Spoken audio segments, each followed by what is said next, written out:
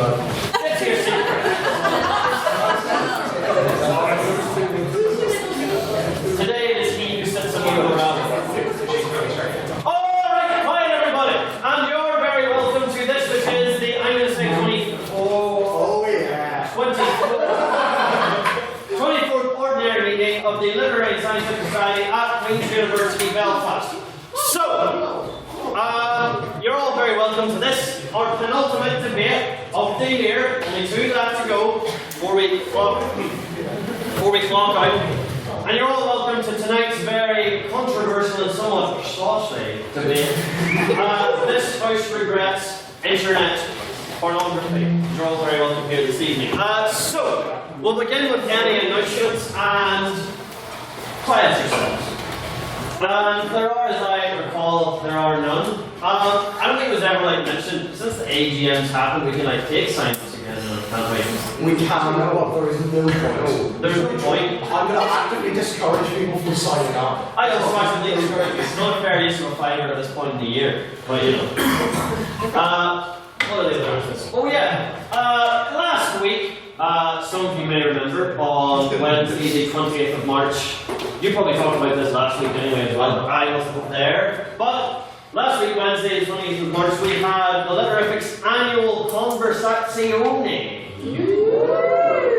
What's a conversazione? It's Latin for conversation, which means it's a formal. No, it's not. It's Italian for a social gathering. I've been misled. This is the fake news media. They're striking back at me yet again. I blame BuzzFeed. At any rate, I'm sure everyone who's at the forum there had a very good time. If you were an award winner, a speech giver, or someone who had to witness the unfortunate escapade that was me attempting to dance.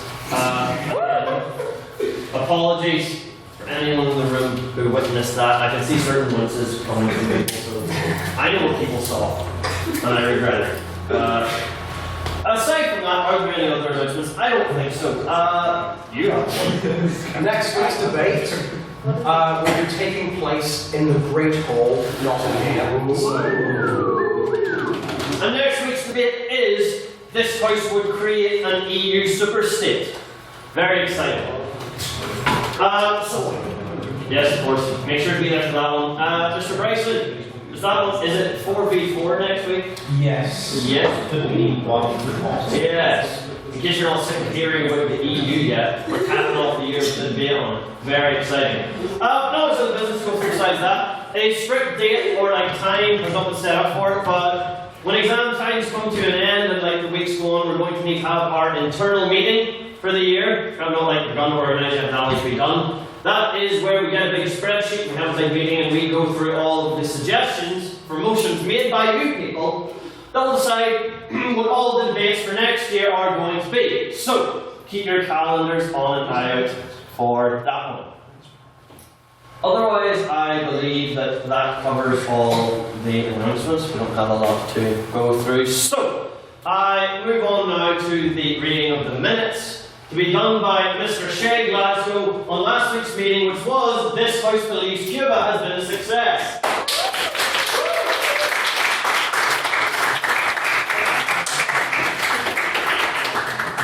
So these get progressively less detailed because I left it way too late to write them, and I actually had to leave to come to the debate, so I was really rapidly typing. So they get less detailed as they go on. So the Who Knows What meeting, because I'm not sure of the number, of the Who Knows What session of the Trinity College Dublin Literary and Historical met sometime in mid-March to debate the motion, this house believes Cuba has been a success. There was a curious debate. Eagle-eyed viewers will note that regular Lothario Hugh Dobbin was absent from proceedings. He was instead being wined and dined by the Students' Union in an event funded by your tuition fee. President-elect Matthew Bradley took the reins and chaired the meeting. How good he looked in those presidential robes. He probably didn't smell very good though, because the robes have never been washed. Attendees will also have noted that I read in a couple of minutes the absence of you ensuring my brief attention to the Literific Pantheon, and I think how I savoured my time there last week and continue to savour it this week. I think it's probably the most halcyon moments of my life thus far, and whether the rest of you enjoyed it or not is up for debate, but whatever event, you're stuck for me for another week. So Private members' business opened up with Mr. Conor McArdle uttering that most lofty of phrases, Brexit. Mr. Ulcan McSparren commented that Brexit is like a shite TV show well past its prime and should have ended ages ago. I wondered if the same comparison could be made about our society. Ulcan then asked the House if anyone even cared about Brexit anymore. Mr. Tom McGann stated that he indeed cares very much and noted the potential irreparable damage Brexit could do to the economy. Hold on, lost my place. Peace in Northern Ireland and he said that we should all indeed still care about it. Mr. Matthew Sullivan, HLM, asked if we would rather have peace in Northern Ireland or blue passports. Mr. Johnny Finney, HLM, pointed out a positive aspect of Brexit in that it has got the handbook of parliamentary procedure trending on Twitter. The discussion then followed by TV shows, which I decided not to minute because it didn't have any value at all. Mr. Marcus Gilmore then asked what we all thought about the United States bail system, asserting that it was super corrupt. Mr. Jack Patton asked what you call a serial killer from the Netflix documentary. I replied, Madeleine McCann's parents. Not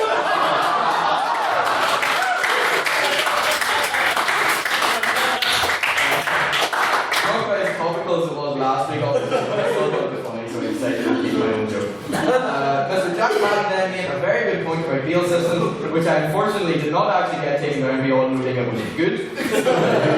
Moving on, Mr. Matthew Bryson brought to our attention a recent ruling from the Japanese Supreme Court, which means that if you want to be classed legally as a transgender person, you must first be sterilised. He asked the House should we reconsider our relationship with Japan given this decision. Mr. Tom McGuinness noted it was incredibly troubling the fact that any minority group has to be sterilised, and this is fascistic Nazi behaviour. He said there is an increasing trend of anti-trans rhetoric in the British press and that the government has made no effort to extinguish it, and this is an injustice because these people need all the help they can get. Mr. Chris Hubble said that whilst it is archaic, we have lots of relationship with countries that are archaic, but we have them because they're rich and we need to trade such oil. As long as there are big bucks to be made, we won't care. Mr. Ulcan McSparren then accrued a fine by saying a naughty word. We moved on to the President's questions. Ulcan McSparren asked the President what pseudo-socialist dictatorship he would be. Bradley replied that he would be Bangor Council. Russell then asked Bradley if he could be any success, what success would he be? And the President-elect replied that the MCU because it has made the egg box. I then noted down the quote, brown flakes are like cornflakes going through a midlife crisis. I don't know the context of saying So yeah, other questions were from Mr. Calvin Black, HLM, Mr. Matthew Sullivan, HLM, Mr. Tom Gannis, Mr. Ashley Dolan, and Mr. Mark Gilmore. Voted prior opinion on the motion, this House believes Cuba has been a success, was heard. There were 6 ayes, 9 nays, and 8 abstentions. So moving on to the debate, notice Trotskyist agitator, Comrade Chris Hubble spoke first. He extensively quoted some Spanish. I don't know what it means. He then said that success is not GDP or capital or the freedom to buy McDonald's. He said success was welfare, the opportunity to choose a job regardless of the accident of birth. He pointed out that Castro was regarded by Mandela as one of the world's greatest freedom fighters. He points out the international aid, if you call it that, my friend, that Cuba provides by sending soldiers to African countries to fight in their independence struggles. He also noted the medical aid Cuba provides to places affected by Ebola. He said that Cuba helps out countries ignored by both the West and the former Eastern Bloc. Mr. Ashley told open for the opposition. He said that Cuba actually has 2 welfare systems, one for rich foreigners and domestic elites, and one for everyone else. He said power corrupted Castro and made him into a very bad man. He noted Cuba's very poor human rights record and points out the amounts of documented political prisoners there are presently, never mind undocumented ones. He claimed the right to dissent against the government is a human right people have in Cuba routinely violates this right. Speaking next for Team Communism was Mr. Matthew Sullivan, HLM. He said trade embargoes were to blame for Cuba's healthcare problems. At least they have universal healthcare, even if it's poor, which is more than what most countries can say. In a similar way, he noted that although their houses may be of very poor quality, at least they have a house. Beginning from the premise that Cubans have a right to life, and Cuba keeps you alive through welfare, he just that Cuba's fundamental human rights record is actually very good. Mr. Russell Nairn then stood up to destroy the other side of the fascist logic. I'm just going to quote directly from what I talked about in a minute, this is really funny. Castro spent obscene amounts of state money on an ice cream complex because he loved cows so much. Castro imported a load of Canadian cows and built a climate controlled complex.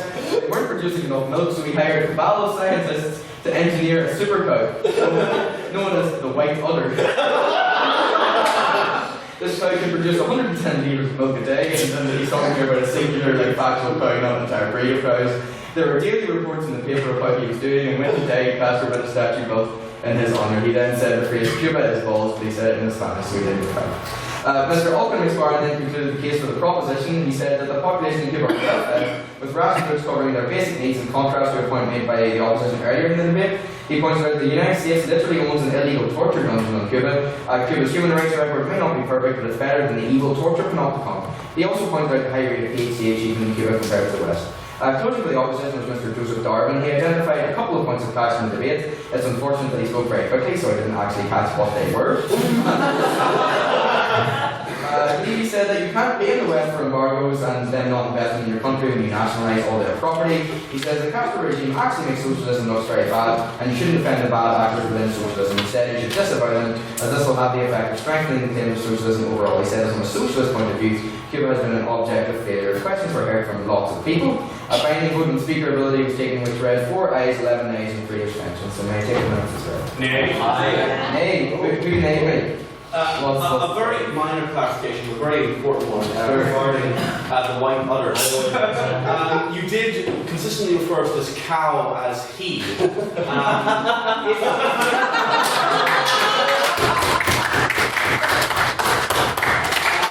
I don't know what udder you were pulling on.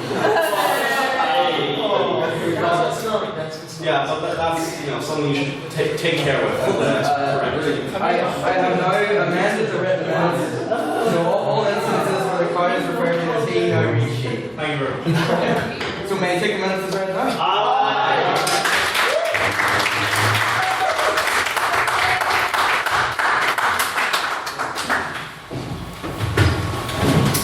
Alright.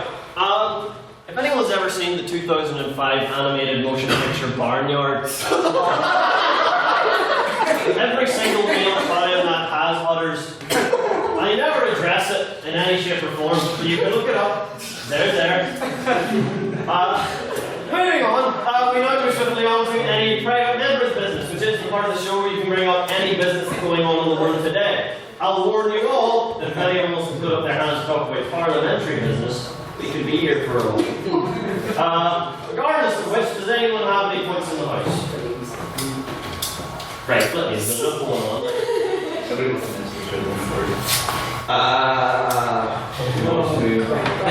I'll save it for next.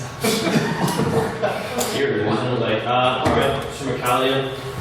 Sorry? Is your hand up or are you just I'm trying to be brave. Right. I've been waiting to ask this one for a while, but considering that the Irish language has come up a lot in the past number of months, as Queen's Students' Union has appointed a new Irish language officer, and a Welsh MP claimed to have been the first MP to have spoken Irish in the House of Commons, which turned out to be false. It actually was the first time it was spoken in 100 years, because they didn't take it down in the minutes because the good people of Hansard didn't speak a word of Irish. But my question for the President is on a serious topic that has not yet been addressed. And it's this: Callagy and Ugdron do a hush breakfast. well, there's a problem with that in 2 points. First being, I don't speak Irish. What do you eat for your The breakfast? second being, this is private member business, which is not the point for asking me questions. In that case, I will try the question. Cool. I'll come back to it later. So, any private members' business in the room? As I said, there's enough that's happened in the past week. Like, come on now, engage a wee bit. I'm going to coax it out of you because we have the time. Nothing, really. Thank you. Ms. Conley. Do you want the employees like the Parliament? It's pertinent, although you apparently don't have any opinions. Why do you keep coming to these? Mr. Hickman. Maybe to determine what the House thinks about Parliament, because you should have a series of amendable indicative votes. Not voted on any preferential order. Random binding yay or non-binding yay or nay votes on 7 different propositions that nobody really knows what we're going to do with them when we know what they are, and none of them need a majority anyway, so we'll see. I can taste the blood in my mouth just from you saying. Dr. Miller. So, did anyone see the voting record from yesterday? Do you know what I mean? And the actual thing of which party members voted for which of the 8 things that went through? I thought that was probably the most interesting thing that happened about yesterday. Because if you look at them, the one thing that could possibly pass would be a customs union style Brexit.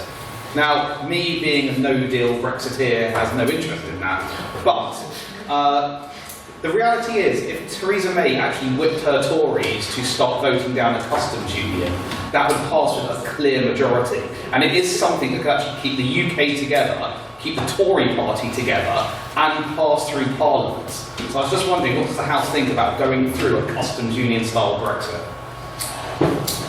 Anyone? Go back to... Is that hand, Chris? Go on, Chris. Oh, go on, Chris.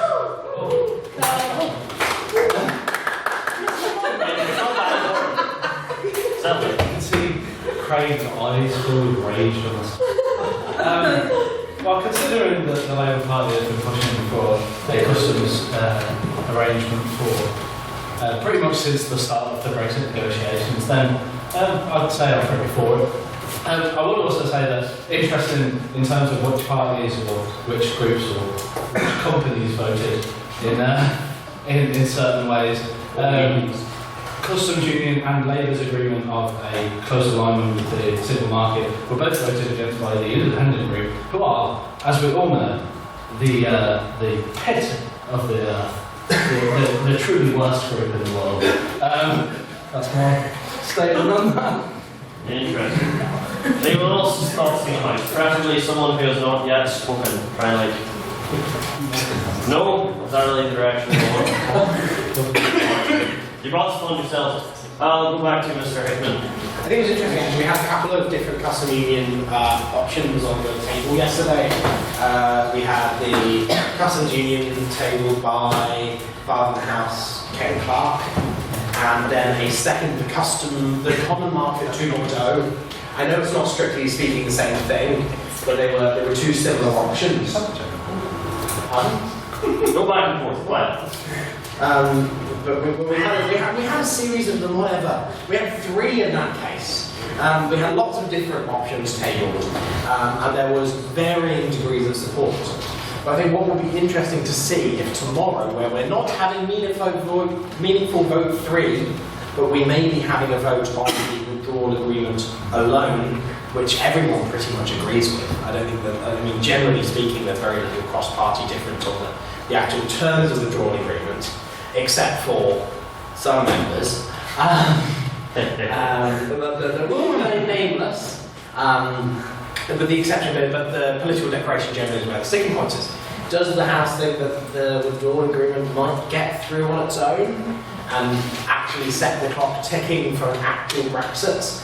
And then the House then has another 2 months to fight over what they actually want to happen after Brexit. It's clear to me now that only the independent group can save us. Go back to Dr. Miller, yes. I think Corbyn lives in Hubble's bubble in as much as he didn't even know what a customs union was before the actual debate started happening. So it's funny that you're saying that that's what Labour wanted when he didn't even know that there was a difference between the free market and the customs union until probably about 3 months into the debating process. However, in terms of getting this pile of crap through that Theresa May's put together, I'd rather put a no-deal Brexit down and just leave. I watch a radio show called Hubble's Bubble. That sounds like a good idea, actually. It's already existed. I have a podcast once every 3 weeks. Of course you do. Anyway, That's so sweet. I'll wrap up discussion on that one there, and once again vie for any other separate pieces of private members' business, or maybe there literally is just nothing going on in the... Whoa! Miss Better, yes. Moving away from the UK. Hooray! Anyone interested? Sorry, all the way wrong. I'd be interested. Mincing the words today. I'd be interested to hear the House's thoughts on the environmental bit that didn't get put through in America. Okay, I'm going to sit down there since no one understands what I'm on about. Could you clarify your point? Yeah, that one. I can't remember the name of it. No one? Could you clarify? OCA? Was it the Green New Deal? Huh? Yeah, it was the Green New Deal. Yeah, that one. The There you go. You know what I mean. One person at a time. Okay. I'll go to Sir Donegan first. I just think the failure of that deal to pass is really endemic of the sort of place the Democrat Party is in America right now, where they have these real sort of like upswing popular politicians who are really getting people excited, and the Democrat Party just isn't interested in them and just keep trying to sell people on the same thing that didn't work the last time. Mrs. Stewart. Well, I mean, Alexandria Ocasio-Cortez is one of those like up and coming Democratic like young leaders, and she was kind of spearheading the Green New Deal. So I don't know if like that's. I think part of the reason is like nobody really understood what the Green New Deal was. It was really confusing. Like there was like a bunch of videos like trying to explain it. Fox made a video and they pretty much titled it like, "Here's why you don't know what the new Green Deal is." So I think there's just a lot of confusion. Democrats are notoriously, this is part of the old Democrat thing, like notoriously bad with messaging, and like Republicans are really good with like coming up with names for stuff that makes them snazzy and more appealing, whereas Democrats are really bad at that. So I think maybe that contributed to the confusion. But Alexandria, They are good at names, like Reaganomics. Let me see, I'll go back to Mr. Hubble again. Because I love your smiling face. I think we're going to get this a lot more as we've seen more of the left rise in the Democrat Party. I think we will see the general Democrat machinery sort of crush it a little bit. It's not a progressive party as much as we like to think of it in terms of the Republicans are bad and the Democrats are good, and I think that's very misleading.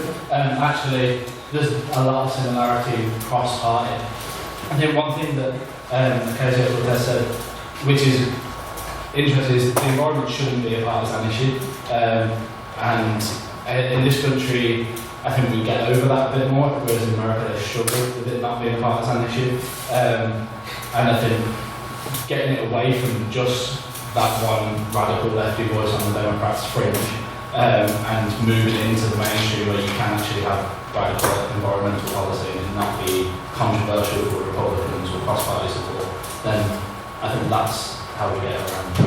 But I mean, people like that are always going to get put down with the Democrat Party. Alright, I'll move on to see if there's any separate pieces in the room, and then, yes. I remember that we do actually have an interesting piece of news about the wall. Which one? Trump's wall. So, this week, so essentially what happened, Trump declared national emergency to push his budget through. The House voted to block that. He used the presidential veto to stop them from blocking it, and they failed to reach the 2/3 majority required to overturn the veto. So, functionally, that means he's won, and he's got the money he wants. We do have some legal challenges going on, we do have a few other things that's going to be coming through the pipeline, and yet to see how that all plays out. But from a political point of view, he has eventually and ultimately got to the point where he gets the money he's asked for or demanded to build his wall. Ooh. We shall see. I'm going to allow this to be like fairly so we can move on. I'll take a couple of responses. Mr. Glasgow.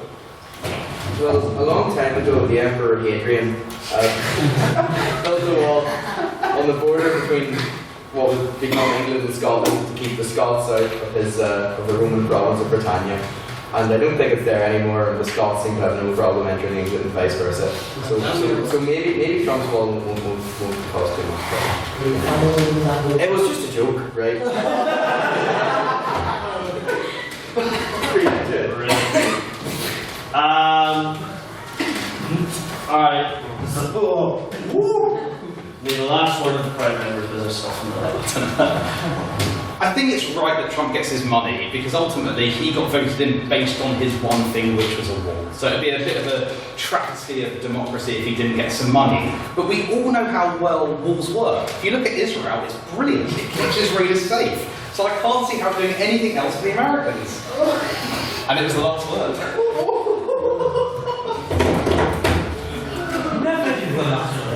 Hugh, do you regret what you just said? It's certainly interesting. Do you? Are you? Can I just say that was such a hot take? I've literally forgotten all of it. I just get it from the recording.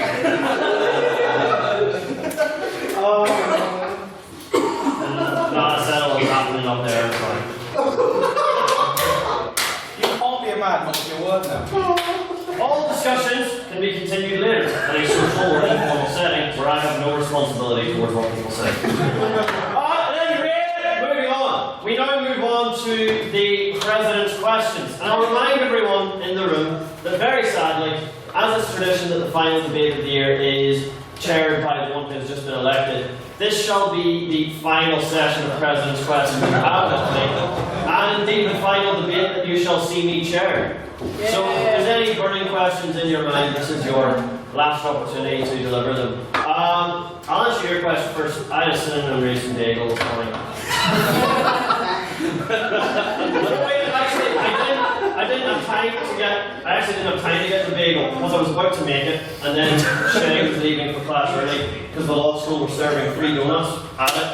So I forewent that as breakfast and instead had like free donuts at the lecture, which they had to like actually call us down to get additional ones of, because apparently the people who were sitting there did not want to go down and pick up all the free donuts, which I thought was just really weird.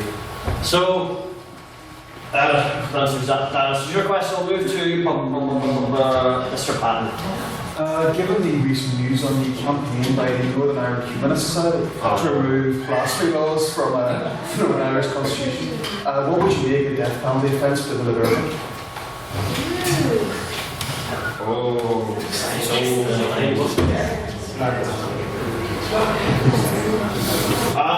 Walking out in the middle of people's speeches, you know who you are. I'm not looking at you, but you know who you are. You should feel ashamed. That's the death penalty. And death to be delivered in like a very specific and somewhat cruel and ironic way. Probably like affixing you to the door of the Senate room so they will creep for all eternity alongside their corpse. I'll go next to Mr. Glasgow.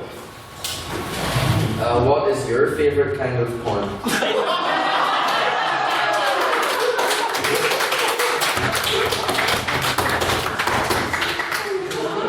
I prepared for a question along these lines because I knew it was going to come on tonight. So I have in front of me on my Apple device. It's in incognito. No, I have in front of me the IMDb page for Hard Brexit. Except they spelt it with 3 X's, obviously. And so I just thought I'd give you a brief reading out of the cast list here for Hard Brexit. We have the film stars Rebecca Moore as Teaser Maynot, Lacey Starr as Angular Merkin. We have Alexis May as Nicholas Virgin. That's a play on Nicholas Surgeon for connection. We have Busty Cookie as Diane. I'm not reading the second word. You can look it up if you desire in your free time and you'll understand why I just read it. It's a Diane Abbott parody for this. Just say it. Go on, say it. No. Seth, also starring Seth Strong as Tronald Dump. Dan Jones as Jizza Corbin.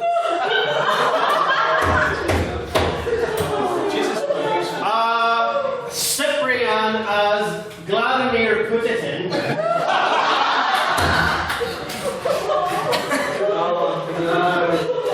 And Tina Kay as Mania Dump. I hope sufficient answer to your question, Mr. Glasgow. And I hope you all find that as funny as I did. I haven't watched it. Alright. I specifically went to the IMDb page for that question. I'm an honourable man. That's what you said about Brutus.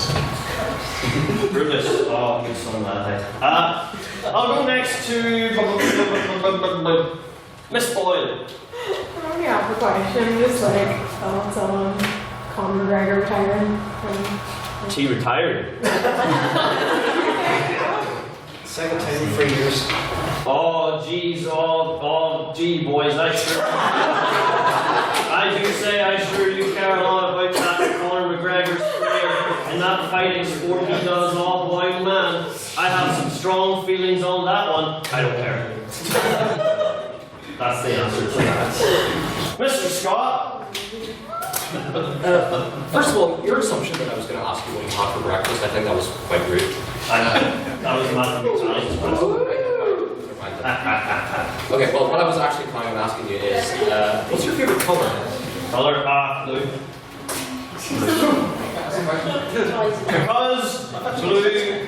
Because blue is my favourite Power Ranger in Time Force. And favourite politician. Dr. Miller, yes. Can we just have some clarity on the language that we're going to be allowed to use in this debate without getting fined? That's actually a good point to raise. I will allow that, language that is necessary to use for, the context and doesn't have, a less synonym available, I'll, use reasonableness to apply to it. And I will be, generous on that. No, unnecessarily crude language to describe things that could be done with, more simple terms. Yeah, what I'm saying. Can you give an example? I'm obviously not going to give you an example because I don't like saying those kinds of words. Well, for example, references to parts of the body, I shall allow, as I said, not described in an unnecessarily crude way. And I don't really think it's relevant to the debate anyway at all. But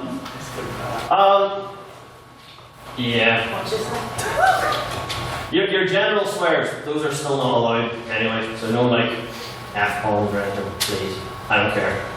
If it's quoting something, nah. No allowed. Does that answer the question? You'll find out.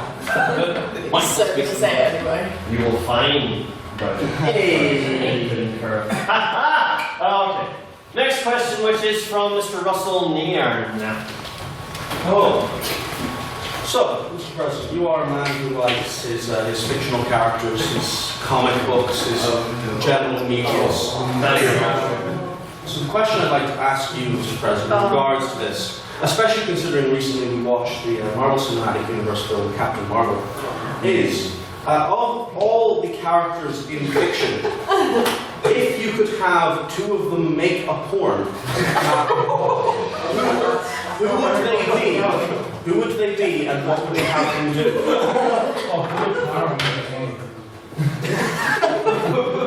I know what you're saying is in reference to a private conversation we had, but the contents of that cannot be recreated here. That sounds more suspicious.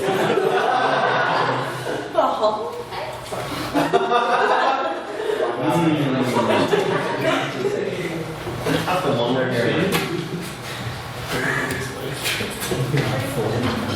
I really think there's no way I can answer that question without sounding like a creep. Is there? No. I do want to answer it, but I'm on the spot with it. Anyone will have a hard time answering that one. Wouldn't they? No. Wait, I'll spot you Bradley. What? Right, you answer it.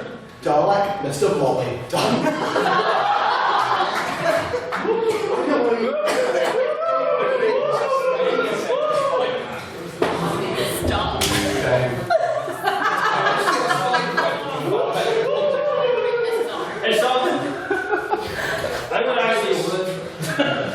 I would let half of that duo be Odo from Star Trek. Because anyone who's seen Star Trek Deep Space Nine, Odo, for the entire series, never got to get with anybody. And in fact, had to hold the door when his love interest, he was watching the door when she got some concert over to see her, and it was so rough and so sad. In fact, once this woman confessed her love to Odo, but that was how Odo knew that this woman was actually a simulation of her and was an evil alien, because he knew that this woman would never tell him she loved him. Is this a story of your life?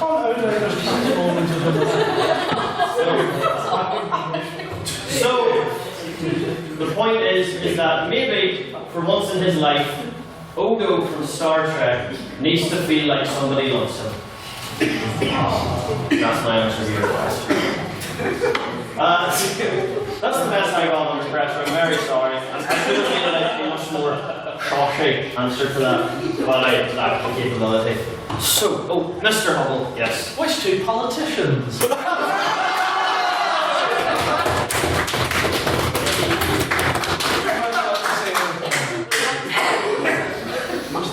Catherine the Great and Abraham Lincoln.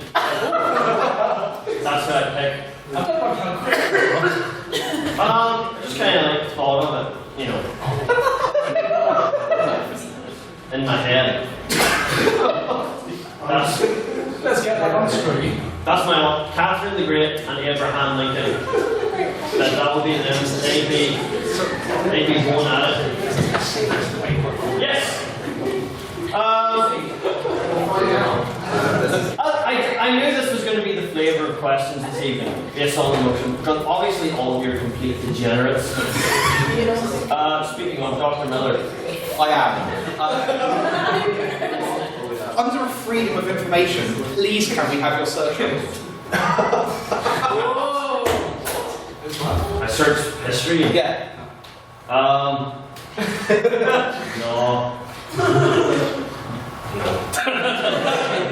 I was going to elaborate on that, but I'm not going to. Would it undermine my personality? Should you be the man chairing this debate? Yes. I've not this for a whole year. I don't want to do this for anybody. As you can see by the absolute control and respect I maintain in this room. Right, when the Prime Minister stands up for her questions, people aren't asking you what kind of porn she watches.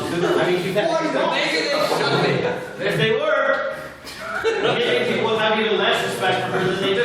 I think what you're tackling is much harder issues. So, Much harder. Maybe this is the hardest of all.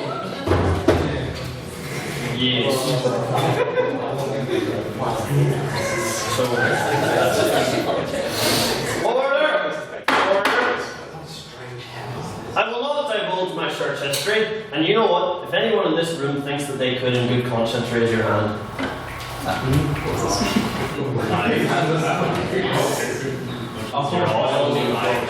What? I'll try and think for later.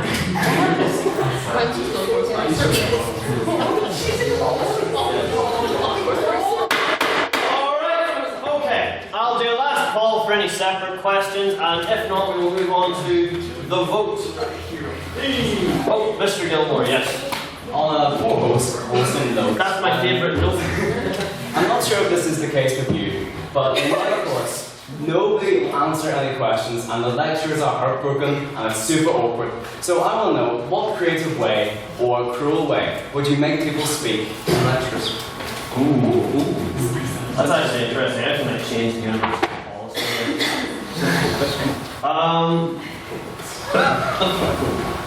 See, people just really do not like talking in lectures, and it confuses me, because when I get to tutorials, I know that there's people in the room who've actually done any of the reading, which I obviously haven't, and yet none of them answer the questions, whereas I always do, because I'm obviously just that good. In terms of how you would get people to talk in class, maybe we need to encourage and foster a system where students feel more confident in their own intelligence, and that the university environment creates a space where we feel like we are surrounded with intellects that pose themselves as greater of their own, so that students feel that they don't have a legitimate voice in what can shape ideas or opinions within their field. And that's the sort of attitude that needs to stop, so we can properly emancipate the agency that students have in order to make a difference and feel like they're contributing not only to studying a degree, but to contribute to the field of study that they are passionate about. Does that answer your question? It does indeed. Thank goodness. And I believe with that we'll all have the appetite for wrapping up the President's questions for me for the final time this year.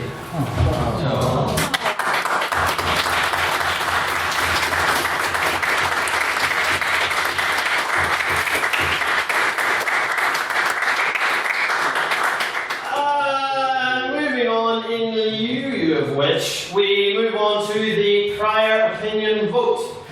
This is the part of the show where we decide how we felt about this motion walking into this room today.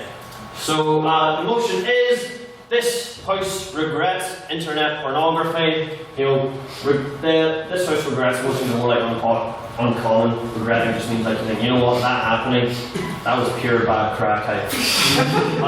So, if you would vote in favour of the motion, this house regrets internet pornography, please raise your hands and say aye.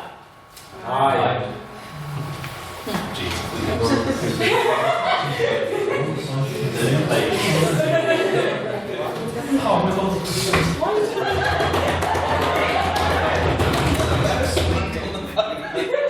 Silence yourselves. And if you would vote with the opposition against the motion, please raise your hand and do say nay. Nay. What's nay?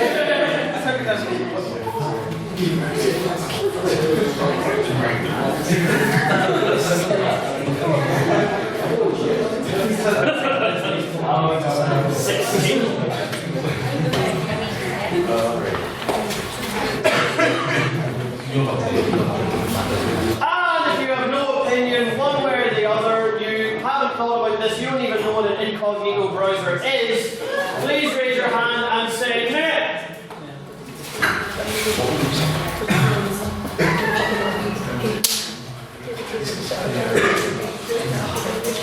Yeah.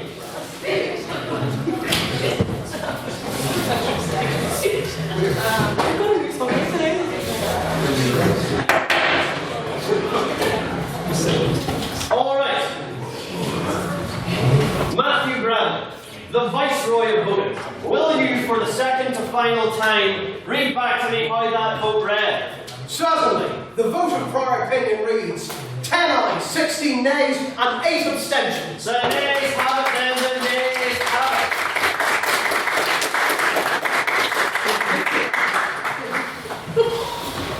All right.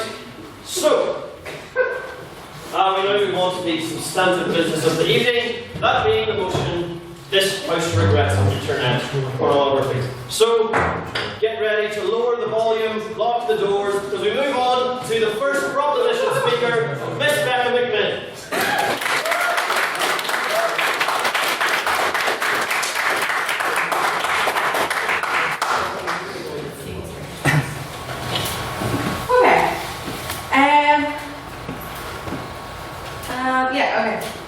Hello everybody, I'm here to open for the proposition of debate and tell you why we regret internet pornography. So I'd like to start off by defining what we mean by this motion. So in this bit we're not talking about like all pornography generally. We are talking about internet pornography and the porn that's available online primarily for free. And by regret, we're not arguing for like a total ban on porn or anything, but we are arguing that we are in a worse place because of this than we would have been without it. Okay, so there's this podcast by the writer John Ronson, if anybody knows him, it's called The Butterfly Effect, and it's like about the porn industry. And he tells a story in one of these episodes about this person who's like discussing internet porn, and this person said that she never learns the names of people in porn because she says, right, it's a weird analogy, but she says it's like killing a deer. You don't name it because if you name it you can't eat it, which yes, it's a bit of a weird analogy. But the point is that she had to like dehumanize people in the porn she's watching because the only way to enjoy it is to not have like that sort of human aspect to it. So that raises the important question about how bad really is internet porn when it affects our like general views around like sexuality and relationships with others, which is something that Kira and Morgan are going to elaborate on in their speeches. Firstly, we regret internet pornography in an economic sense. With internet pornography, there is often no way to get paid for this work that you're doing, because it is work. The majority of porn that is available on the internet is free. You don't have to pay, if you don't have to pay to consume a piece of media, then the people who are making that media, like the actors, directors, etc., are most likely not getting paid to make it. No, thank you. So this is obviously like a bad situation compared to like other forms of media that ensure fair pay for those who make it, and is therefore an important reason to regret internet pornography. My one kind of argument to that is that you can choose to consume like other forms besides free internet porn, and that's true. However, while you can obviously choose those, the market for them is going to be much smaller and much less well supported when there is this like huge variety of free internet porn available on the internet, which is why we regret it. So another hugely important reason to regret internet pornography is the arguments around safety that arise when you talk about it. So for an industry, internet pornography, that is largely unregulated, there is little way to ensure the safety of everyone involved. Maybe even more interesting, there's little way to ensure the age of people involved in the porn that's available on the internet. So, What porn are you watching? The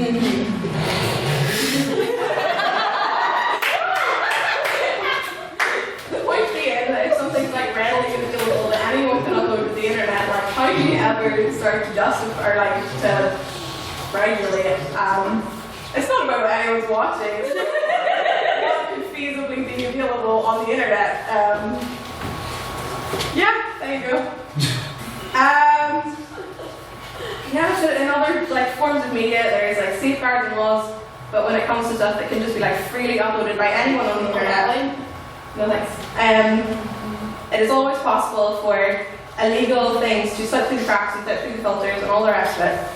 And it becomes difficult to ensure the protection of all involved. This firstly applies to those like taking part in making it, but also for those consuming it. So like when it's freely available on the internet, what's to stop someone underage from accessing it? And this can lead to a whole range of issues, which, like I said, Kira will expand on in her speech, and is an important reason to regret internet pornography.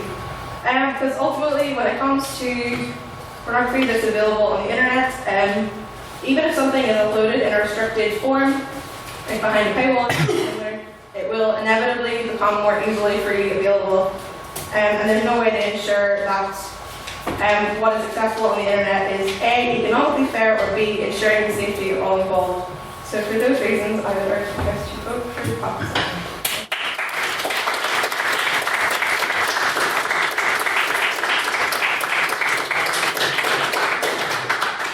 Just before we move on, I meant to make this as like a quality of life announcement before the debate began. Just given the nature of this motion, like it surrounds subjects obviously like people like to have a giggle about, and definitely if someone's making like a funny point in their speech, feel free to laugh away. But if someone's making a more serious point, please respect it and respect the seriousness of what's trying to be said, so like everyone's points are getting across in the way that it is as intended. Moving on, please do welcome up speaking first for the opposition, Miss Liliana Becker.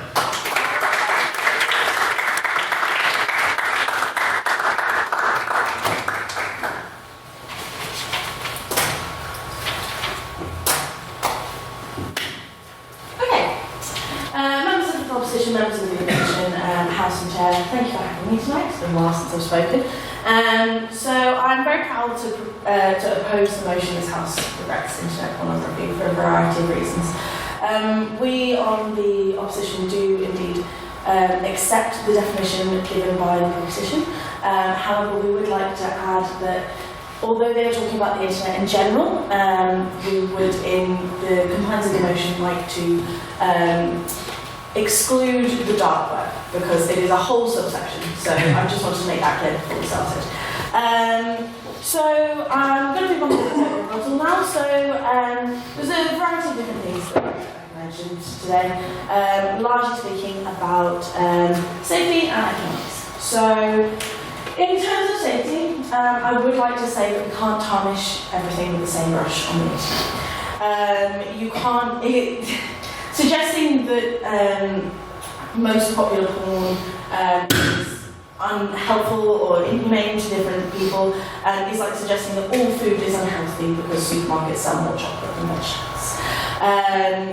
If you use the one box fits all, it does really simply take away the understanding of the variety of porn that is available on the internet today, which is something that we on the opposition would like to make clear to people, that at the end of the day there is a large variety available, and without the availability of porn on the internet, we wouldn't have that.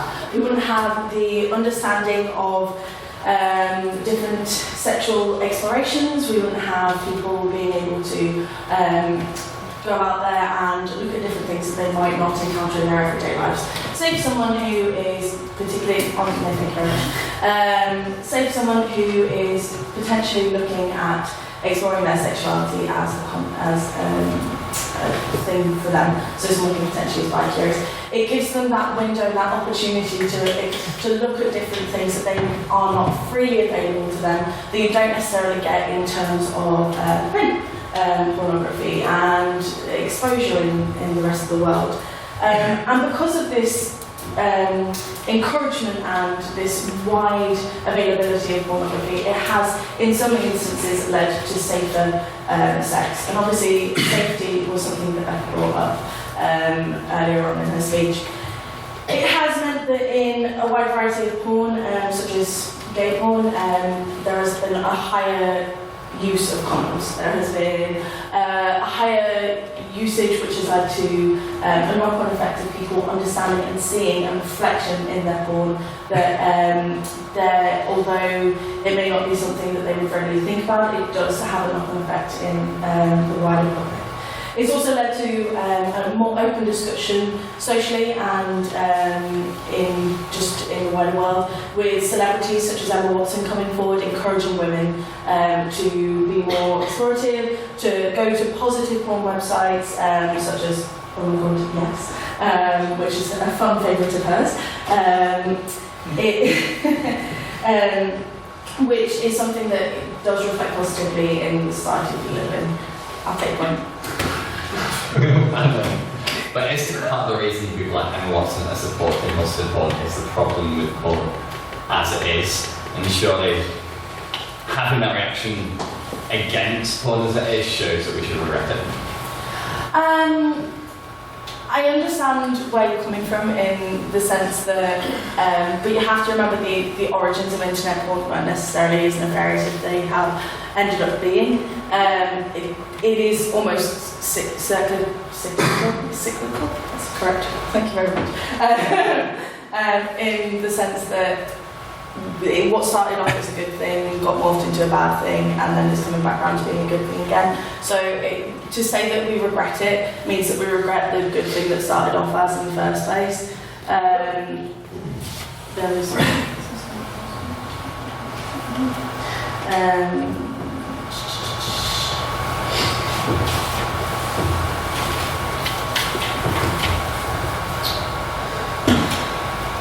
sorry, had a blank moment there.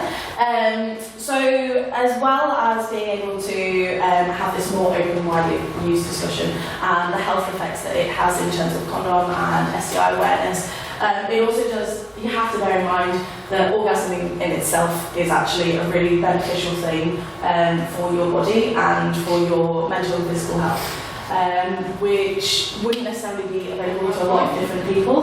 No, thank you. It does have a release of serotonin, which causes you to be a much more happy and positive person, also I've been told.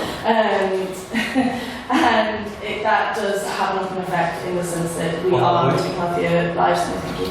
I'd like to conclude my speech by saying that without porn, Chris would have a very interesting story about his cousin that you should all ask him about.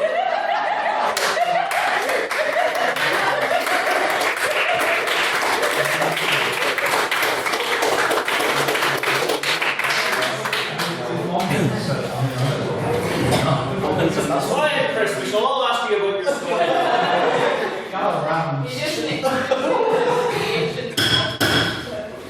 Good evening, all. Please welcome on speaking secondly to the proposition, Miss Kira Swale.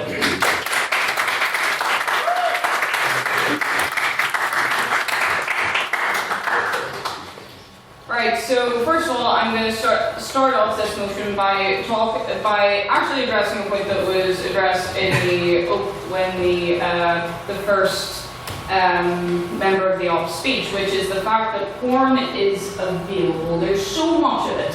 Basically, whatever to my heart's content, I can type into a search box and I get it, whatever I want.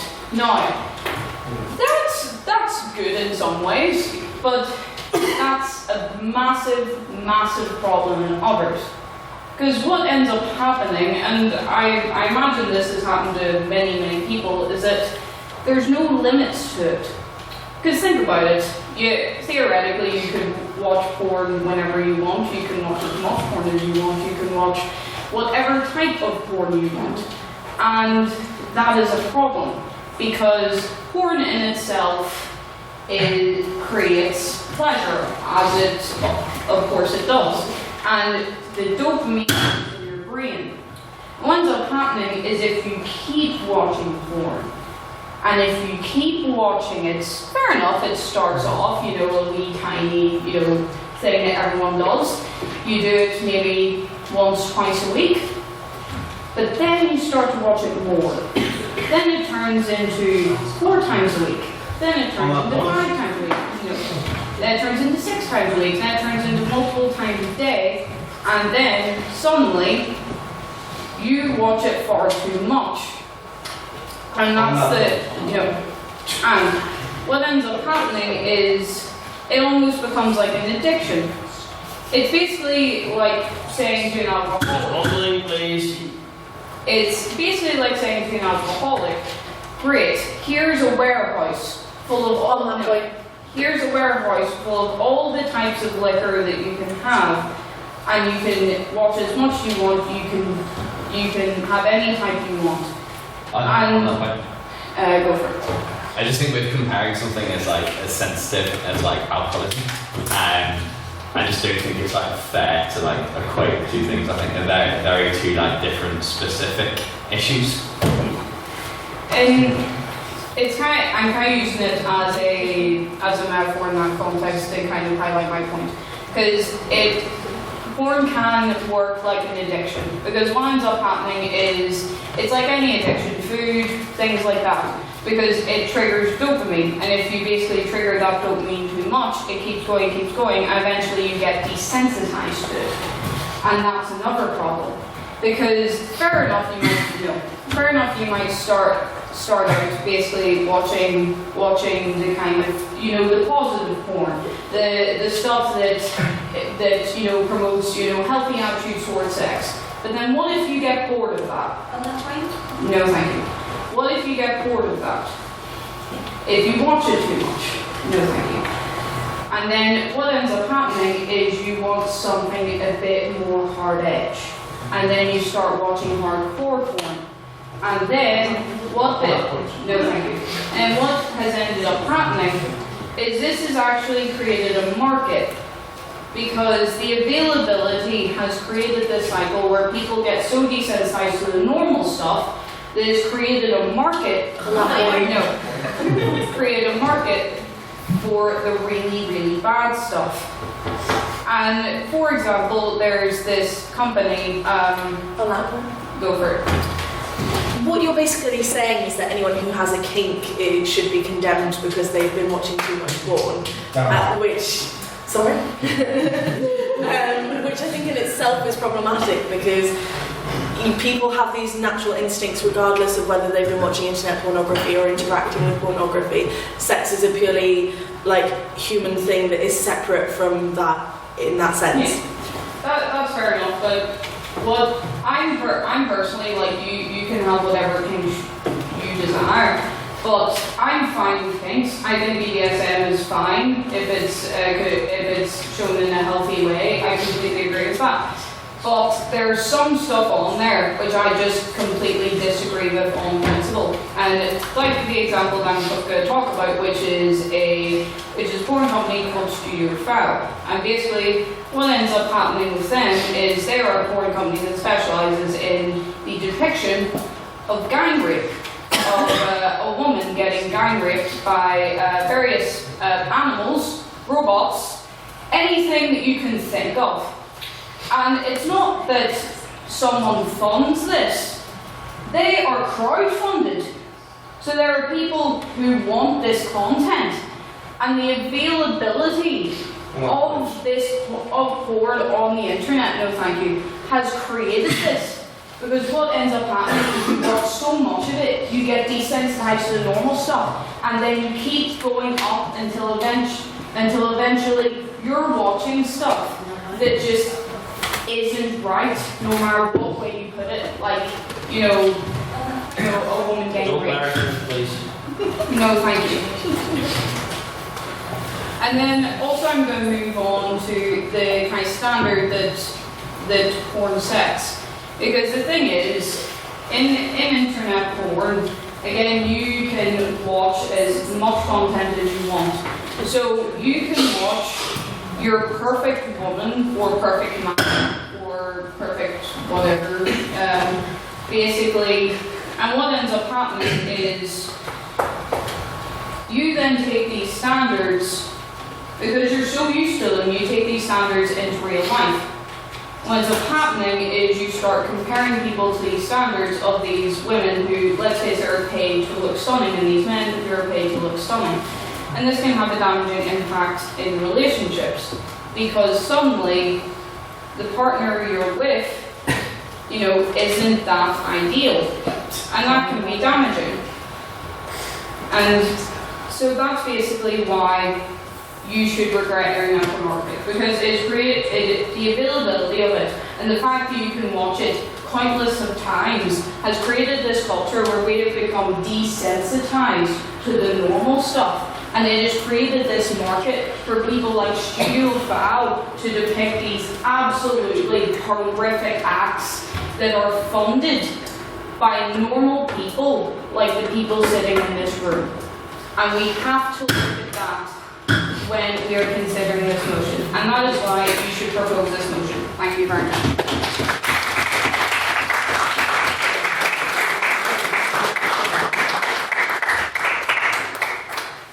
Alright, please welcome up speaking secondly for the opposition, Miss Elizabeth McSorley.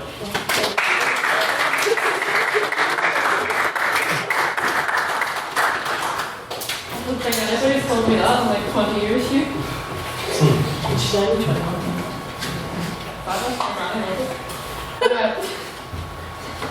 2 seconds.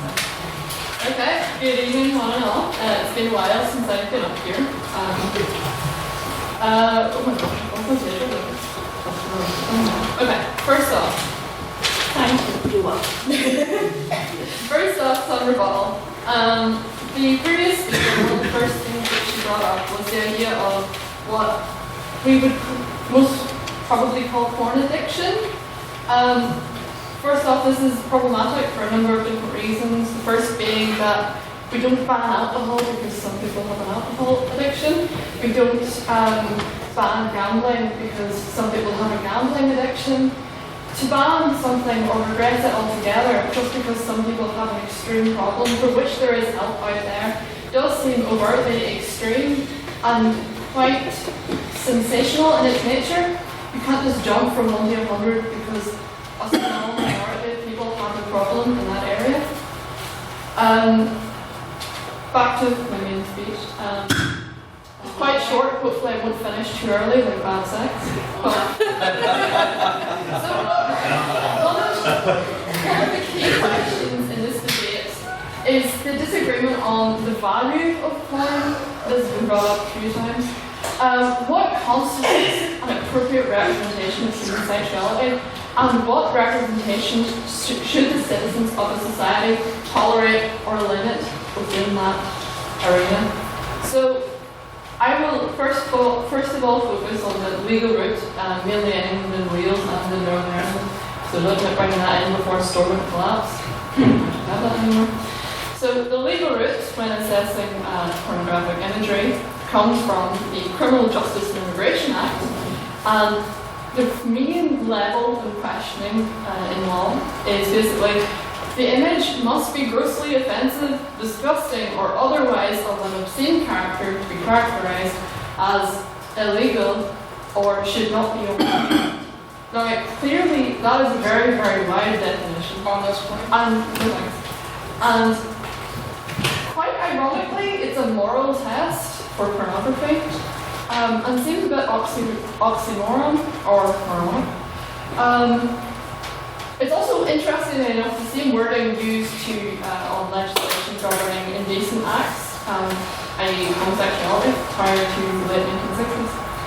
And it would also appear that the government, when limiting the availability of internet pornography in the UK, is using a moral crusade towards an assumed common sexual morality, which seems a bit odd.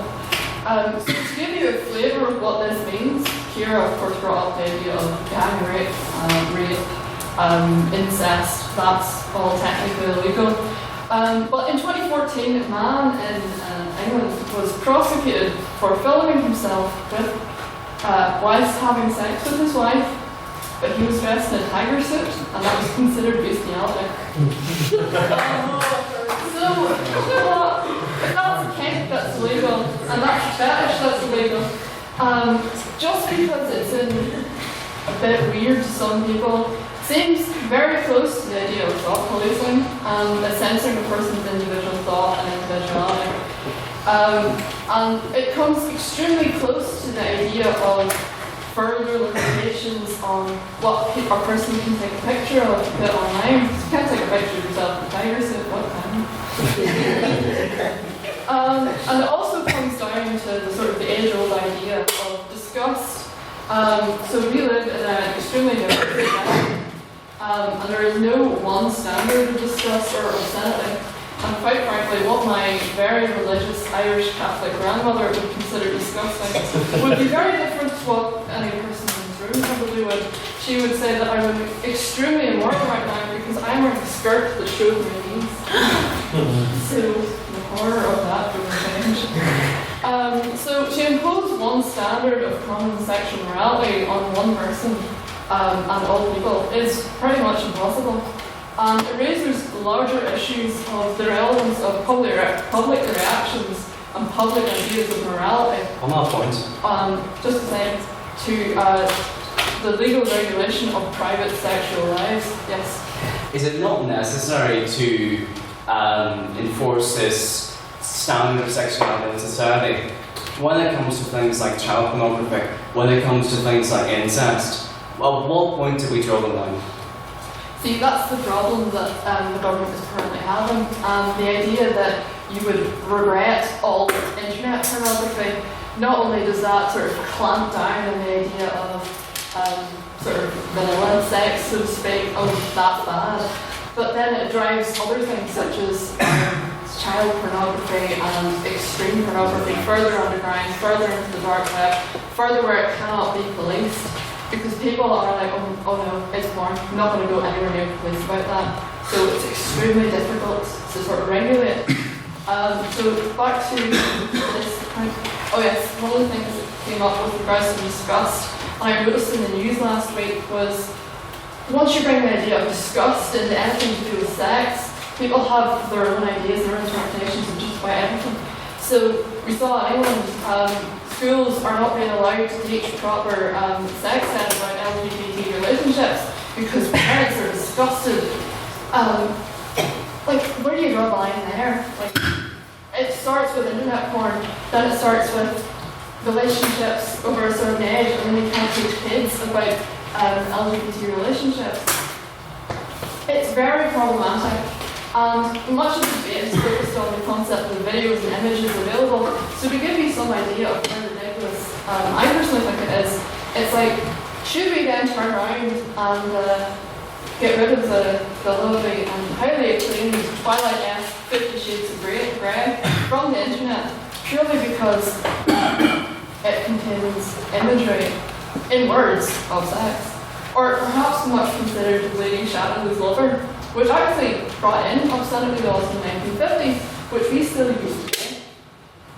So, what if there was an image, or what if there was a book written all about a man in a tiger suit? Like, should we make it illegal too, just because it's on the internet? What if it's in print format? So, quite frankly, we shouldn't, absolutely not, regret internet pornography, because as soon as you start clamping down on one thing, where do you stop? Thank you.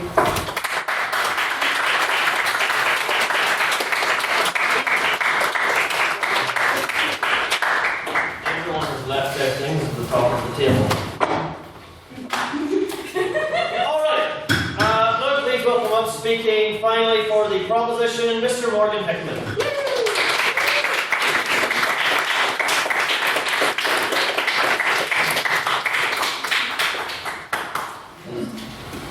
Ladies and gentlemen, will this be a quick speech? Will this be a 7-minute tirade against internet pornography? Let's find out together. Right, so I am actually going to attempt a quick speech at first. So I'm going to bring up a couple of points of rebuttal. So, we talked about, so I'm trying not to stand on the cave before over. Safety points. First speaking for the opposition. Talk about tarring things with the same brush. Absolutely, we ought to do that. However, if we recognise there is an industry which has a particular risk or susceptibility to either safety exploitations and people being used and abused in different contexts, we ought to take different measures. We don't look at the sex industry, as we've had debates here, we don't approach regulation of the sex industry in the same way we approach the provision of food.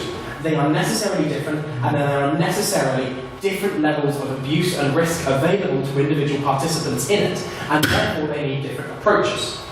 So we're not tarring the same brush, we're being reasonable. Secondly, second speaker for the opposition told us about the accessibility of substances. Well, actually, no, she didn't, that was the problem.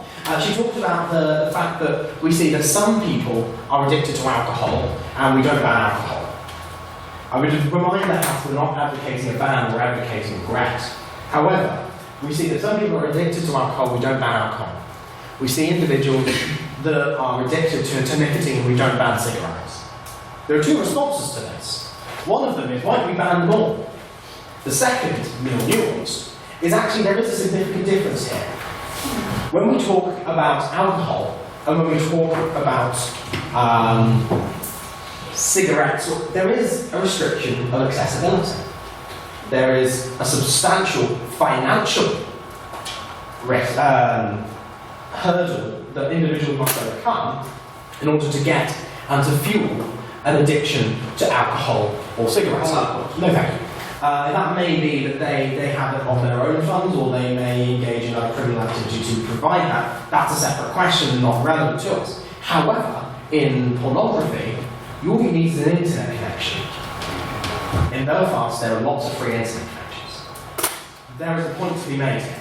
Secondly, the opposition provided us with a very helpful image of, I'm sorry, that's probably better than, provided a very helpful presentation of illegal pornography.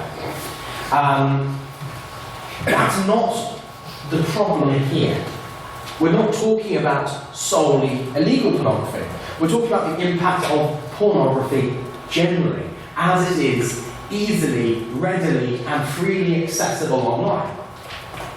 And as identified also helpfully, the incapability of government to regulate the industry properly.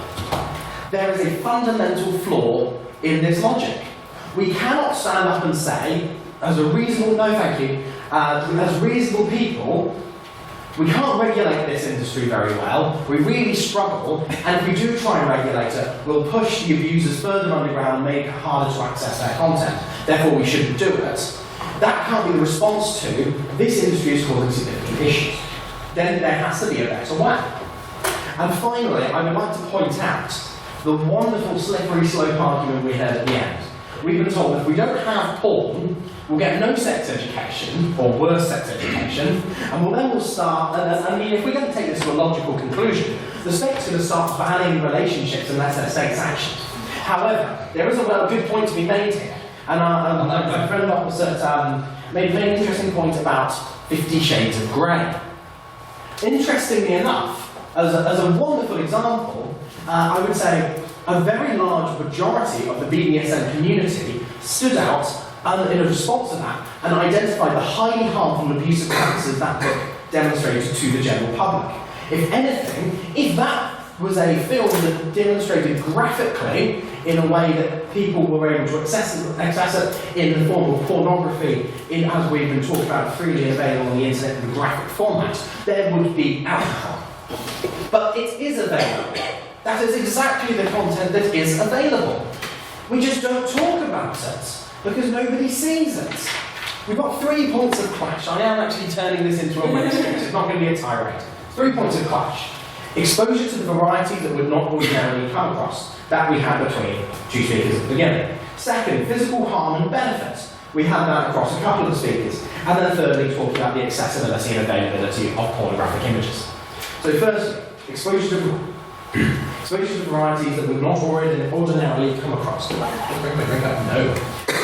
So, we talked about the benefits that we receive from that. There is exposure of individuals to different sexualities and to normalise activity that ordinarily they wouldn't be able to enjoy and ultimately come to feel comfortable with. That's very true. There are 2 sides to that, though. There is a healthy side, as you cited. There is an incredibly unhealthy side. There are, as we have mentioned on this side of the house, there are multiple forms of pornography that provide an unhealthy image and unhealthy relationship between participants. Individuals may not be as comfortable with that initially, but as they normalise it, as they associate it with pleasurable experiences, the serotonin and dopamine we've talked about, then we can create. Go on, Craig. You're almost contradicting yourself. No, I'm not. Because if dopamine is getting released, by definition, it's an enjoyable experience. Yes, that's the point. That's exactly what I'm trying to say. Is that by enjoying it, you are reinforcing it internally and psychologically as a positive experience that is right to do. You may enjoy watching one person get beaten up by another. You may enjoy pornography that is extreme and abuses and manipulates individuals. You might enjoy that, you may normalise that experience, and then suddenly that's what you enjoy. That is the neural pathway you have on, and you are napalming your dopamine receptors for that reason. Thank you very much, Craig. You really proved my point. Okay, I'm really going to try and run through this. I don't have much time left. So, physical harm benefits. We've talked about the healthy release of hormones and receptors. And this really comes on to where we were talking about before. That it is all simultaneously providing a high level of release of dopamine. If you are in the same as many addictions, in the same case with pornography, if you're repeatedly and often and regularly and all of those different things, accessing this material and releasing those hormones, releasing that dopamine, you are becoming accustomed to it. And you are then looking to things. Really? Am I finished already? Crikey. You are then. We're going to talk about accessibility, but we'll leave that. So, ladies and gentlemen, why should you go to this workshop? Quite simply put, there are 2 key questions. We're protect time. There are 2 key questions. We're protect time. You can ask for more time. Yeah. Oh, no, I'm not asking for more time. I'm going to fill out. I'm going to finish. I didn't expect to fill this. So 2 key reasons you should vote for the opposition. Oh, for goodness sake.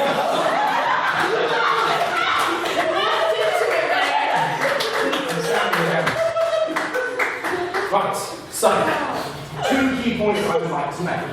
Firstly, the risks associated for those in the industry and consuming the industry are high, and we are incapable of regulating them sufficiently, and they have caused significant harm, including in the social sphere that I didn't get to talk about, but I really wanted to, that Kira mentioned in the speech. I was really delighted. And then the second point I would like to make is a more economic point. It was raised by my first speaker, and it really highlighted the risks of an industry that is primarily distributed through mirrors and through sharing, that while individual producers may be paying a fair wage, they themselves are not receiving the relevant revenue for the generation of their product, because it is then being shared and manipulated and exploited through different things. These are the things we regret, and this is why I'm very happy to propose this motion.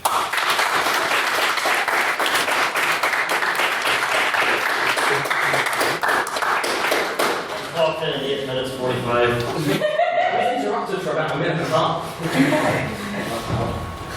half. Speaking finally for the opposition and to close the debate as a whole, please welcome Dr. Craig Miller. Woo!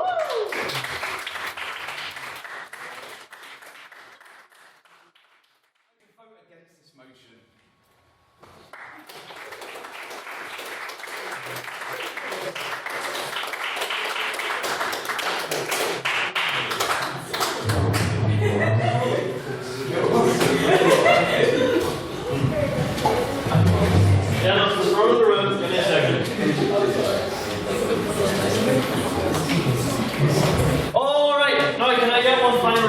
applause, please, for all of our brilliant speakers this evening.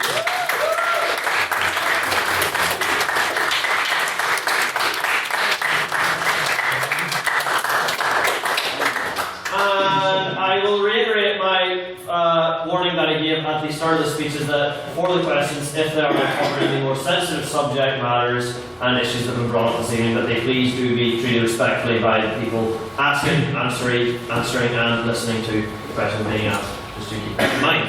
So, we do now as always move to if there are any questions in the House for the proposition. Mr. Dunn. So this isn't a genuine question, and I will probably come back with a more genuine question. But actually, it's specific to you. You kind of just, as a quick, we're saying, I mean, it's like a comment back at the argument that the state will only, start sanctioning certain relationships. It has meant that there has been a wide variety of different conversations about the way the state sanctions things and the way that different things have been interpreted during the debate, and I do apologise for that. Right, now moving on to any questions in the room for the opposition. That's this side. Ms. Hobbs. We talked a lot about the types of porn that are out there, but a comment about child pornography and how the accessibility of child pornography is quite restricted in the sense it gets taken down quite quickly with Pornhub. However, things like childlike hentai porn is very accessible and they are very childlike. And how would you comment that is okay and shouldn't be in any way regulation? Opposition to respond. Look, people are entitled to their intention. Okay? People find what they find attractive. And if somebody finds somebody that looks a little bit younger attractive, but it's still legal, they're still above the legal age of porn, I do not see why that is a problem. People fancy what they fancy, and as long as it is legal between two consenting adults, in my opinion, it's fine.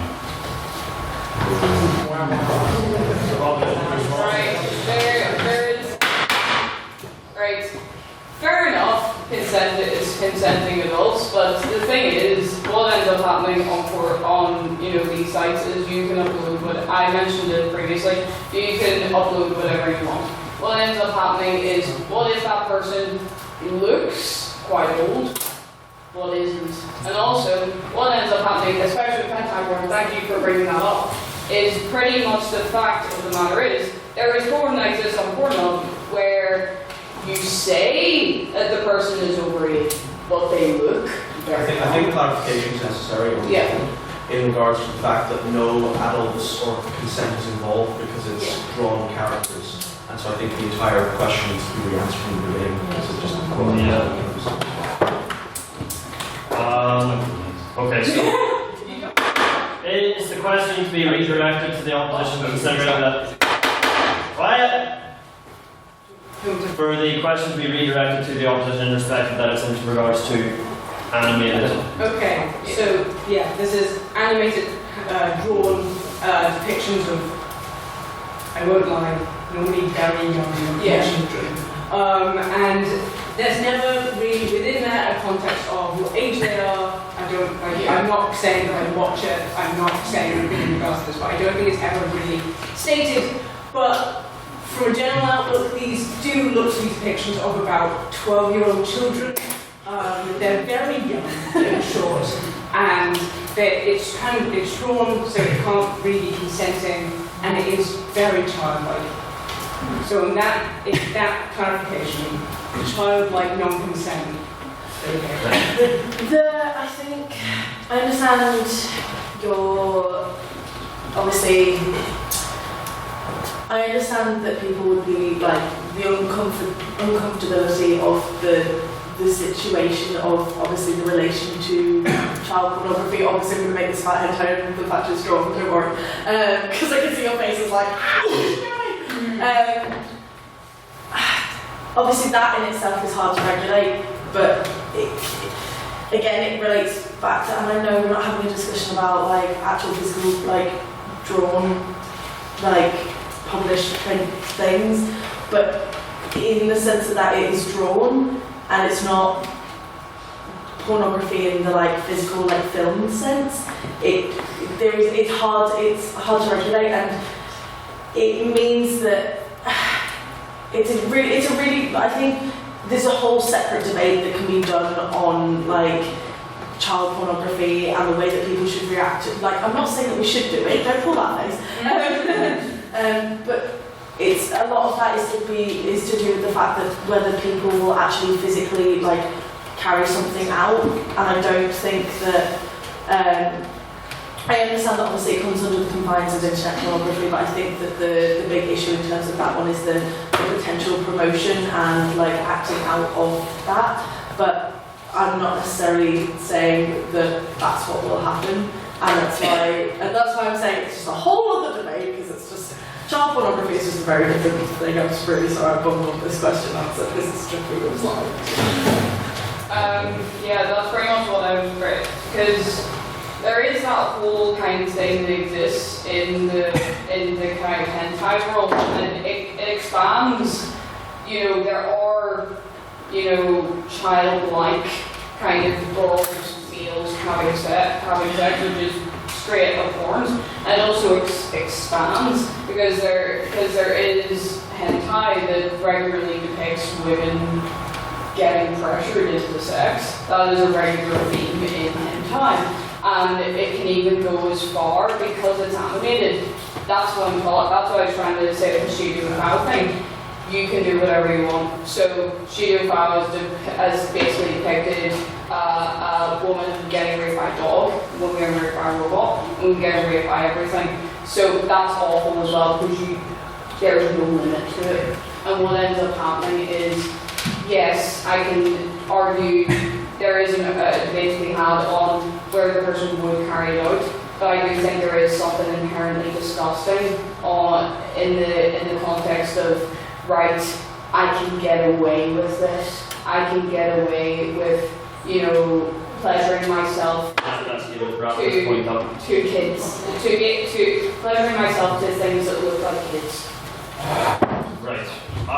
Moving on now to any abstaining points, and this is things we feel like weren't properly addressed by either side or brought up where it was misaddressed by both sides. I'll go to Miss Thorpe. Are we all aware of the channel 4 Women's Take Porn? The thing show. So basically it's where these like group of moms were like, they watched this porn that was maybe more BDSM, maybe more, and they were like disgusted by it. So they now went out to produce porn themselves that they think that their teenagers would like to see. Not obviously showing it to their teenagers all the time. As in, they believe to promote a certain porn, which obviously pros and cons to that. So what is the House's opinion on that? I'll go to the proposition who's fallen first. If she's desire to. I kind of touched on like something like that in my speech. So like there is obviously like alternative, you know, things like that, but the market for them is just going to be a lot smaller. Like, so for something like that, if you take it in an economic sense, like in order to produce it and make it a reality, like it's going to need funding, so you're probably going to have to charge people to do it. So that just the market for that is just going to be so much smaller than like all this like free stuff. Do the opposition wish to respond? Don't have to.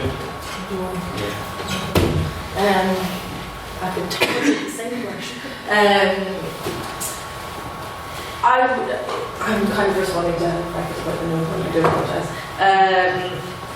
In the sense that obviously it's the thing about it being free, I would relate back to what Craig said, and that obviously, I mean, that's an awful thing to say in general, and relate back to what Craig said,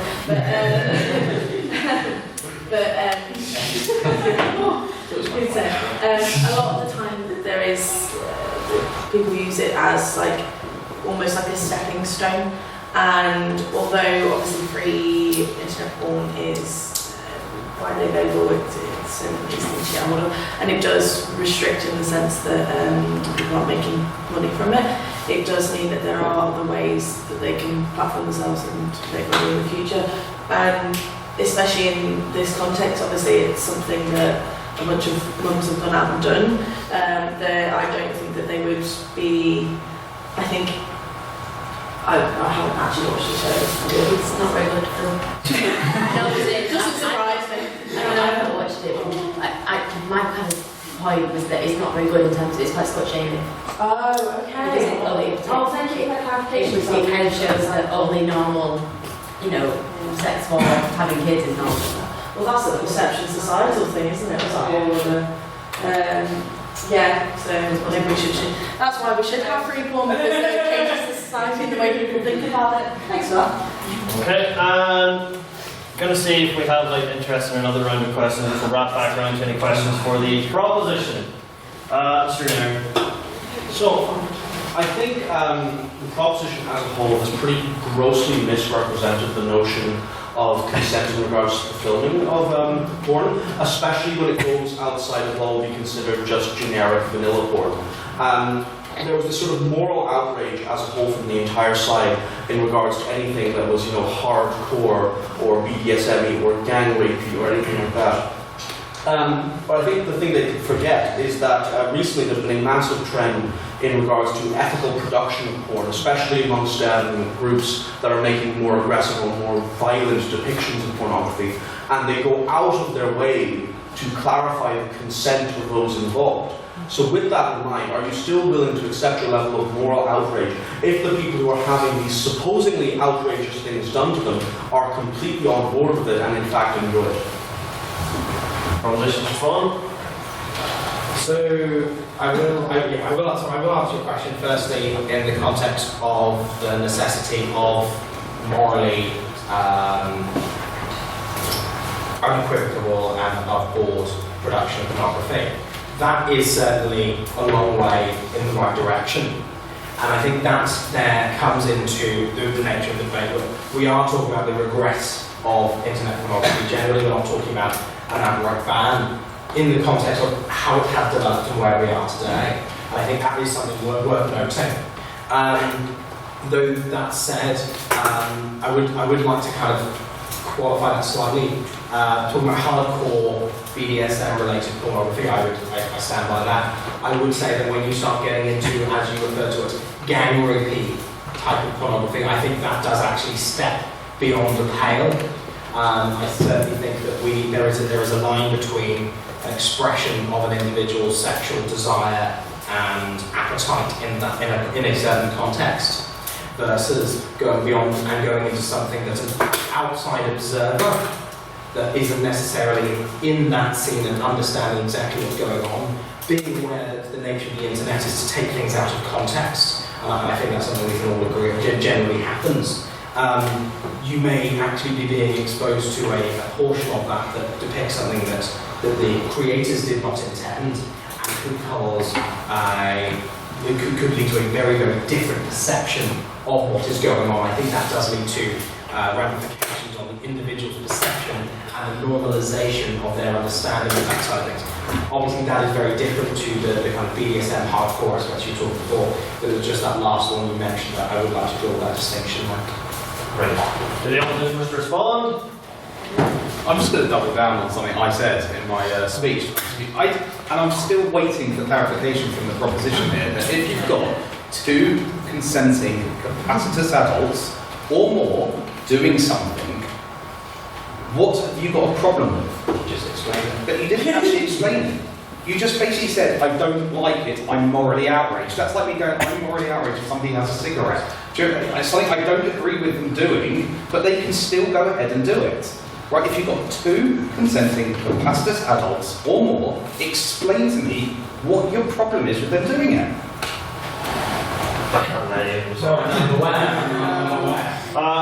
Now move on to any questions quickly for the opposition. Mr. Mark Gilmore. So, in terms of the consumer, I think there's been a pretty gross misrepresentation of addiction on the side of the opposition. So, first of all is, well, listen, one releases dopamine. That makes us happy. So, how could it be bad? Right? So, if you consider any drug ever, it releases dopamine. And it gets us into heroin. Take heroin, for example, releases dopamine, releases serotonin, gets us into the cycle, right? And psychologists have actually found similar brain patterns in porn users than they have to heroin users, okay? So I think this complete dismissal of it ever being addiction is a misrepresentation. And I think the evidence that we see online of people attributing pornography use to mental illnesses they have, think of the No Fap movement, I think this is very serious evidence that presents to us that pornography is actually and can be an addiction.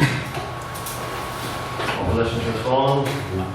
Okay, so the release from heroin, it's something that lands on your mu receptor. Okay, that is not the same, scientifically, is not the same as dopamine getting released. They're completely different chemical pathways. They are. Look, they are. Read Dragondale and you will see they are different. Okay?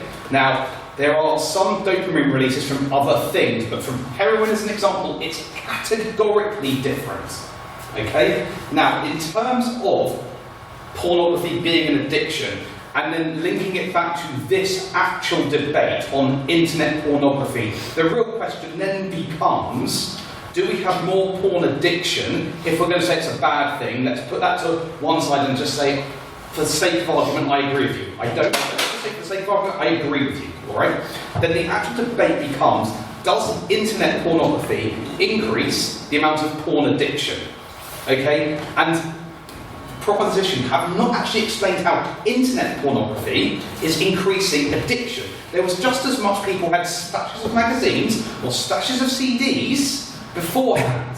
Right, so we can then say porn itself in turn may be addictive, okay? And we can then say that addiction may be harmful. Okay, again, not been clarified by anybody. However, then the question becomes, does internet pornography make that cycle worse? Okay, and the real question is, it doesn't, because there was just as much porn availability with magazines or with CDs beforehand. Okay, so the argument then becomes, is it a regret of internet pornography? And they haven't proved that.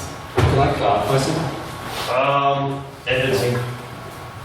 It is incredibly brief. Does it change the nature of your question? I believe so. I think the proposition have actually presented this. In fact, that's not. That's a response. That's not a. No, I'm sorry. Proposition to respond. I have multiple times.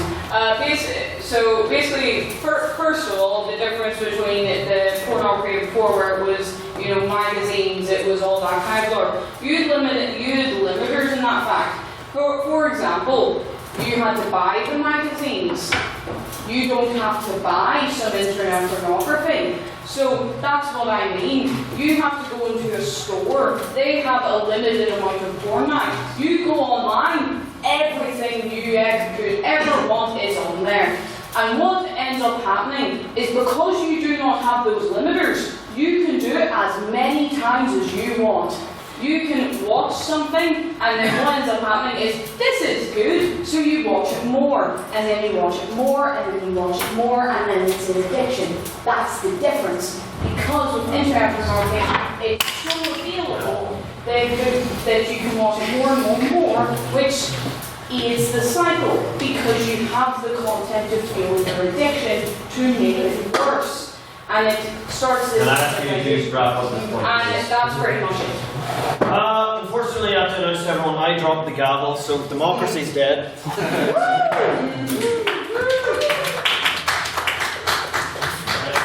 Right, we'll close out the evening with one final abstaining point, to which I will go to Mr. Hubble. I think it was touched on by Russell's point, but I think just broadening it out, I think with some types of pornography in some genres, you do have the illusion of non-consent. So even if it's consented people involved in the making of it, there is an illusion of it, of non-consensual acts. I just want to ask both of you, what impact do you think that has on people consuming that pornography in terms of their perceptions of consent? This time you were the opposition first. I think it's a very subjective thing, and that everybody has their own different perceptions of things that they're watching, Chris, to be perfectly honest with you, because you can't just say that every single person is going to go out and act on that. Tell me, don't tell him.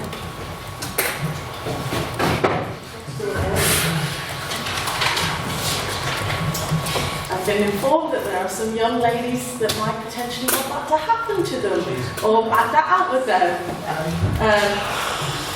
I mean, obviously, again. Any whispers in the lead control? I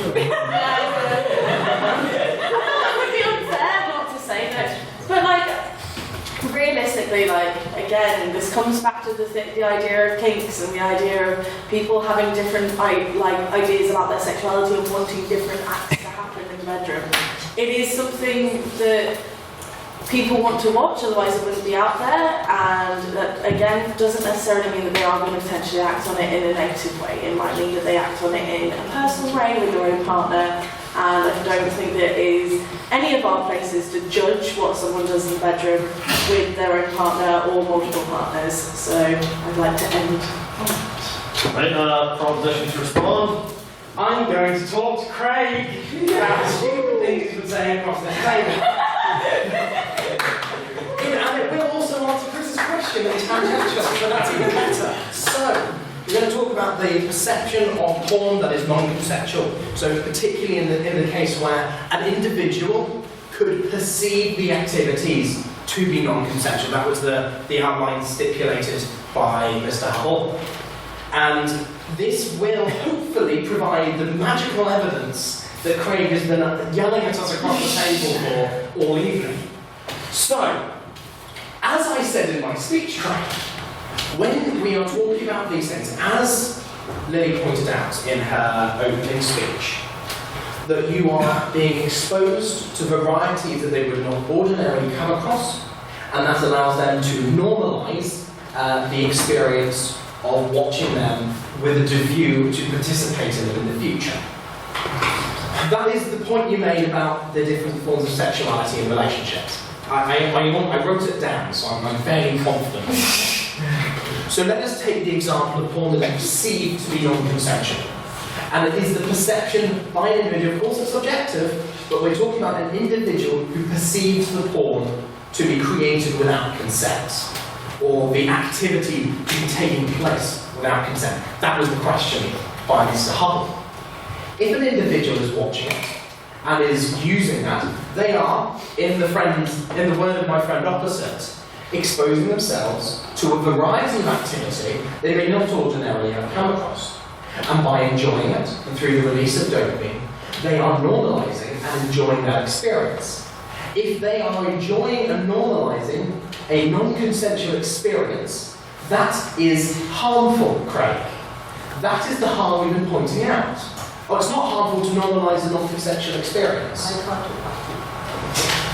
Well, unfortunately, that's what I've had all evening, so I apologise.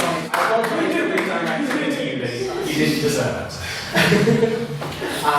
But the point being, and I will wrap up, but the point being is that by exposing to certain activity, and I will also go back to the anime, the hentai example given by Chris Hobbs earlier, that is another example of exposure to something that an individual and their perception of it could be harmful, could normalise that, and could lead to them expressing it. Of course it's a could, but where we're creating an environment where could is more likely than it would be otherwise, we are giving people the opportunity to develop this in a way they would not otherwise have it. And Craig was asking for evidence for the points being given by my friend. He was saying, there's no evidence that porn addiction's got more important. But the problem is, put your hand down, you can't do that. The point is there is more accessibility. There is more accessibility to pornography now than there was 20 years ago. There's no question about that. Everybody agrees. And if there is more accessibility, more people are exposed to it. And if you are not going to be exposed to it, you have a lower risk of being addicted to it. So the fact that more people are exposed to it increases that risk. That is your evidence that you've been asking for. Thank you very much. Please propose this motion.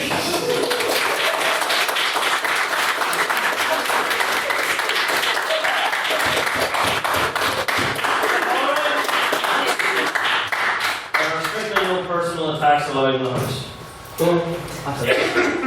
No, fine, especially at like the bottom two seats there. Not you two.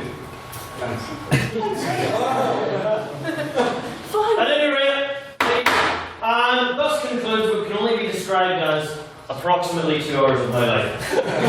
And so we do now move to the vote. And there's been a lot of disclaimers this evening, and I'll just add in another one here. It's obviously, it's just to make note on the fact that the subject matter of this debate in particular is one that is particularly personal to people, and it's only natural that it's the reactions we have to that are also personal and visceral as a result. But I just want to highlight to thank everyone for listening to our aim this day. And what, as I said, is a more deeply personal subject than we normally engage with. And it's always been my view that there would be no reason to debate things in this chamber that we all agree on. So, with that, we conclude the debate as it was and move on to the vote. This is the vote on speakerability. This is not on what we think, but who we believe spoke best. So, the motion is this House regrets internet pornography, and if you would vote in favour of the proposition, please raise your hand and say aye. Aye.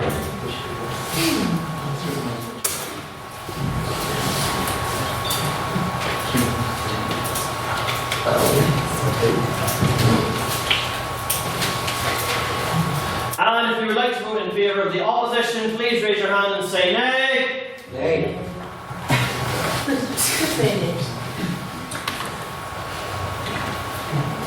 Fine.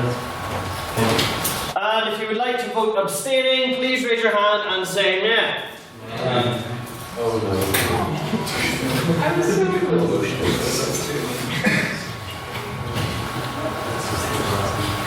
Well. Alright, Mr. Matthew Bradley, could you please read back to me that vote? Okay, so for the final time, the vote on speakerability reads 13 ayes, 6 nays, and 12 abstentions. Okay. If I remember what you just said correctly, that means the ayes by 1 vote. The ayes have it then, the ayes have it.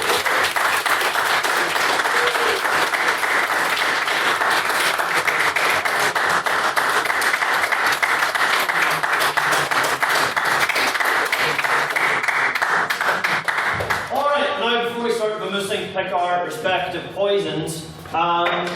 Just a reminder of you all that this is the final time I'll be standing here in these robes for you, but next week we have our final debate of this House would create an EU superstate, which will be next week at 7 o'clock, not here but in the Great Hall.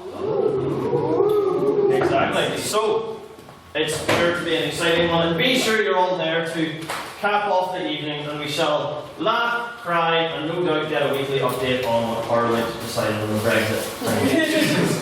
So we shall all look heartily forward to that. And it is with that I invite us all to go to the pub for a pint to continue the discussions on anything we wish. And